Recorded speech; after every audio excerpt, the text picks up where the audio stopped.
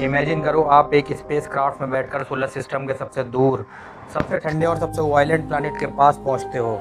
एक ऐसा प्लैनेट जहां हवा की स्पीड फाइटर जेट से भी 10 गुना ज़्यादा होती है, जहां एक स्टॉर्म पूरी अर्थ को निगल जाता है और जहां सूरज की रोशनी इतनी कम होती है कि दिन में भी शाम जैसे लगता है। Welcome to Neptune, the dark king of the solar system. Neptune हमसे इतना दूर है कि अगर आप लाइट की स्पीड से भी ट्रैवल करो तब भी वहाँ पहुँचने में 4 घंटे लग जाएंगे। अर्थ से नेपट्यून की एवरेज डिस्टेंस लगभग 4.5 बिलियन किलोमीटर्स है। इतना दूर कि सूरज वहाँ सिर्फ एक ब्राइट स्टार जैसा दिखता है। अगर अर्थ पे सुबह हो रही हो तो नेपट्यून तक उस सनलाइट को पहुँचने में 4 घंटे लगते हैं। मतलब आप जो सनलाइट अभी देख रहे हो, नेपट्यून उसे 4 घंटे बाद देखेगा। अब सोचो सोलर सिस्टम का सबसे डेंजरस पार्ट क्या होगा, लावा, ब्लैक होल या एस्ट्रॉइड? नहीं, नेपट्यून की हवा यहाँ विंड्स की स्पीड 21,000 किलोमीटर पर आवर तक जा सकती है। इस साउंड की स्पीड के करीब अर्थ पे हरिकेन सिटीज डिस्ट्रॉय कर देते हैं, लेकिन नेपट्यून पे पूरा प्लैनेट एक परमानेंट हरिकेन जैसा है। साइंटिस्ट आज तक कंफ्यूज हैं कि इतनी कम सनलाइट मिलने के बावजूद नेपट्यून इतनी एनर्जी जनरेट कैसे करता है, क्योंकि ये प्लैनेट सूरज से जितना हीट लेता है उससे ज़्यादा हीट खुद रिलीज करता है। मतलब नेपट्यून अंदर से लिटरली बॉइलिंग है। नेपट्यून को आइस जेंट बोला जाता है, लेकिन यहाँ नॉर्मल बर्फ़ नहीं होती, यहाँ फ्रोज़न मीथेन, अमोनिया और सुपर हीटेड आइस मौजूद हो सकती है। और प्रेशर इतना डेंजरस है कि इंसान का बॉडी इंस्टेंटली क्रश हो जाएगा।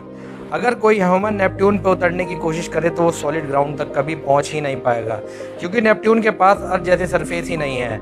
नीचे जाओगे प्रेशर बढ़ेगा, टेम्परेचर बढ़ेगा और फिर ह्यूमन बॉडी गैस और लिक्विड के बीच एक हॉरिफाइंग स्टेट में डिस्ट्रॉय हो जाएगी।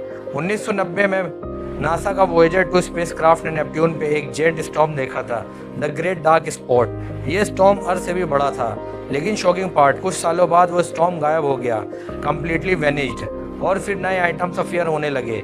मतलब नेपट्यून का एटमॉस्फेयर कंस्टेंटली म्यूटेट करता रहता है, एक लिविंग नाइटमेयर की तरह। अब आती है सबसे टेरिफाइंग थ्योरी। साइंटिस्ट बिलीव करते हैं कि नेपट्यून के अंदर डायमंड रेन हो सकती है। हाँ, असली डायमंड्स। एक्सट्रीम प्रेशर मीथेन को तोड़ देते हैं, कार्बन आइटम्स कंप्रेस होते हैं और फिर डायमंड्स क्रिस्टल बन जाते हैं। इमेजिन करो आसमान से पानी नहीं, डायमंड्स गिर रहे हों, लेकिन इतना प्रेशर और हीट में वो ब्यूटी भी एक डेडली हेल बन जाती है। अगर आप नेपट्यून में गिर जाओ तो पहले आपको दिखेगा डार्क ब्लू एटमॉस्फेयर, फिर विंड्स आपको thousands of kilometre per hours की स्पीड से खींचना स्टार्ट हो जाएंगी।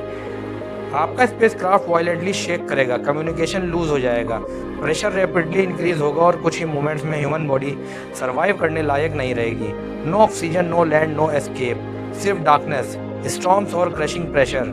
नेपट्यून ब्यूटीफुल ज़रूर है, लेकिन नेचर का एक रूल है, जो चीज़ जितनी ब्यूटीफुल होती है कभी कभी उतनी ही डेंजरस भी होती है, और नेपट्यून सोलर सिस्टम का परफेक्ट एग्जाम्पल है। लेकिन स्टोरी यहीं ख़त्म नहीं होती है, क्योंकि नेपट्यून के पास एक मून है जो लिटरली डूम्ड है। उसका नाम है ट्रिटॉन, और साइंटिस्ट के अकॉर्डिंग ये मून फ्यूचर में डिस्ट्रॉय हो सकता है। ट्रिटॉन नॉर्मल मून नहीं है। सोलर सिस्टम के ऑलमोस्ट सारे मून्स अपने प्लैनेट के रोटेशन डायरेक्शन में घूमते हैं, लेकिन ट्रिटॉन उल्टा मूव करता है, रेट्रोग्रेड ऑर्बिट। मतलब साइंटिस्ट बिलीव करते हैं कि ये ओरिजिनली नेपट्यून का मून था ही नहीं। नेपट्यून ने इसे ग्रेविटी से कैप्चर किया था और तब से ये स्लोली नेपट्यून की तरफ गिर रहा है। मिलियंस ऑफ ईयर्स बाद ट्रिप्टॉन नेपट्यून के इतना क्लोज आ जाएगा कि नेपट्यून की ग्रेविटी इसे तोड़ना स्टार्ट कर देगी, और फिर ये मून पीसेज में ब्रेक हो सकता है, एग्जैक्टली सैटर्न के रिंग की तरह। इमेजिन करो एक पूरा मून डिस्ट्रॉय हो रहा हो सिर्फ ग्रेविटी की वजह से।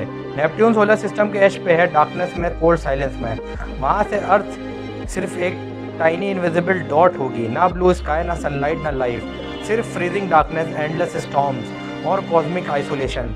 कभी कभी लगता है यूनिवर्स हमें डायरेक्टली वार्निंग देता है कि हर जगह लाइफ पॉसिबल नहीं होती, कुछ वर्ड सिर्फ सर्वाइव करने के लिए नहीं बने, और नेपट्यून उनमें से एक है।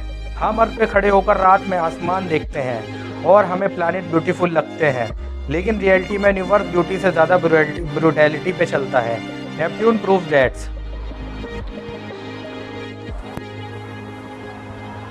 नासा साइंटिस्ट ने जब नेपट्यून को मैग्नेटिक वेव्स में कन्वर्ट किया साउंड में, तो रिजल्ट हॉरिफाइंग था। ऐसा लग रहा था जैसे कोई जेंट मशीन डार्कनेस में चल रही हो, या यूनिवर्स का ईस्ट से कोई सिग्नल आ रहा हो, कोल्ड, एम्प्टी, अननेचुरल। और तब साइंटिस्ट को रियलाइज हुआ नेपट्यून सिर्फ एक प्लैनेट नहीं, एक कम्प्लीटली एलियन वर्ल्ड है। आज भी नेपट्यून को प्रॉपर्ली अंडरस्टैंड नहीं किया गया। सिर्फ एक स्पेस क्राफ्ट वोएजर 2 उसके पास गया है, बस एक बार 1989 में। उसके बाद ह्यूमैनिटी वापस नहीं गई। सोचो, मून पे मल्टीपल मिशंस हुए, मार्स पे रोवर्स चल रहे हैं, लेकिन Neptune still untouched. Too far, too expensive, too dangerous. कुछ साइंटिस्ट बिलीव करते हैं कि नेपट्यून के डीप इंटीरियर में सुपर हीटेड लिक्विड ओशियन हो सकता है, लेकिन ये ओशियन वाटर जैसा पीसफुल नहीं होगा। ये होगा अल्ट्रा हॉट, इलेक्ट्रिकली चार्ज और अनइमेजिनेबल प्रेशर से भरा हुआ। अगर अर्थ का डीपेस्ट ओशियन हॉरन टेरिफाइंग लगता है तो नेपट्यून का हिडन ओशियन पूरे नाइटमेयर फ्यूल है। अब एक क्रेजी इमेजिनेशन करो, अगर नेपट्यून सडनली अर्थ के मून की जगह आ जाए तो स्काई में एक जेंट ब्लू मॉन्स्टर दिखाई देगा, इतना बड़ा कि रात का आसमान ऑलमोस्ट पूरा फिल हो जाएगा। अर्थ पे टाइड्स कैटास्ट्रॉफिक हो जाएंगी, वॉल्केनोज एक्टिवेट हो सकती हैं, वेदर अनस्टेबल हो जाएगा और ह्यूमैनिटी हर रात एक कॉस्मिक जेंट को स्काई में देखकर सरवाइव करेगी। अगर आप नेपट्यून पे खड़े हो पाते तो सबसे पहला शॉक स्टॉर्म नहीं होता, शॉक होता सूरज। अर्थ पे सूरज स्काई का किंग लगता है, लेकिन नेपट्यून पे बस एक एक्सट्रीमली ब्राइट स्टार, इतना छोटा कि आपको यकीन ही ना आए कि हमारी स्टार अर्थ पे ओशन, फॉरेस्ट और लाइफ को एनर्जी देता है। इमेजिन करो बिलियंस ऑफ किलोमीटर दूर खड़े होकर आपने घर के सोर्स ऑफ लाइफ को एक टाइनी डॉट की तरह देखा, कितना लवली फील होगा। 65 ईयर लॉन्ग ईयर। अब सुनो सबसे माइंड ब्लोइंग बात, नेपट्यून को सन के ऑर्बिट कंप्लीट करने में लगते हैं 165 अर्थ ईयर्स। मतलब अगर कोई बच्चा नेपट्यून पर पैदा हो तो उसकी पूरी लाइफ निकल जाए और नेपट्यून का एक साल भी कंप्लीट ना हो। सोचो बर्थडे का कॉन्सेप्ट ही ऑलमोस्ट यूजलेस हो जाए। Happy first birthday, no happy 0.006 Neptune year. Earth पे स्टॉर्म आते हैं फिर चले जाते हैं।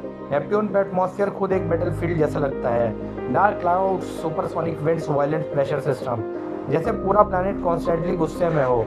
और सबसे स्कैरी बात, हमने नेपट्यून को बेयरली स्टडी किया है, मतलब जो हमें पता है वो ऑलरेडी टेरिफाइंग है, जो नहीं पता शायद और भी ज़्यादा स्ट्रेंज हो। कभी कभी हम स्काई की तरफ देखते हैं और बोलते हैं काश दूसरे प्लैनेट्स पे जा सकें, लेकिन रियलिटी हर प्लैनेट वेकेशन स्पॉट नहीं होता।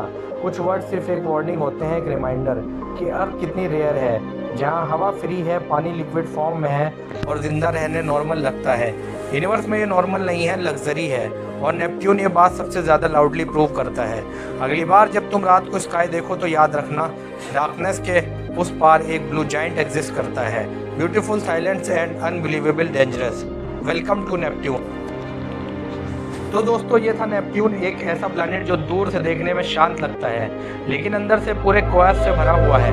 और शायद इसीलिए यूनिवर्स इतना फैसिनेटिंग है, क्योंकि जितना ज़्यादा हम एक्सप्लोर करते हैं उतना ज़्यादा रियलाइज होता है कि हम इतना कम जानते हैं। मैं हूँ प्रोफेसर